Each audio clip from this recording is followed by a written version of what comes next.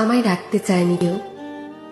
তারা সবাই চেয়েছে আমায় ব্যবহার করে যেতে, কিন্তু আমি যখন সবটা বুঝে সরে আসলাম, তখন তারাই আমার গায়ে লেপ্টে দিল স্বার্থপরতার তকমা।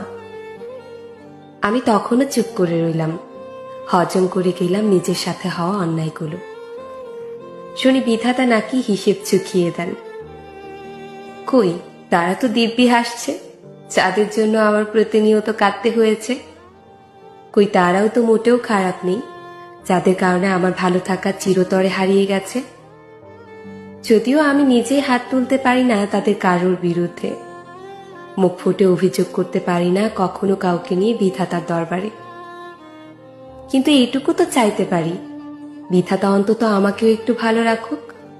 সুখের দিনের ছোঁয়া কেমন হয়, ভালোবাসার আবেশ কতটা গভীর, ভালো থাকার মানে কি বুঝতে দিক।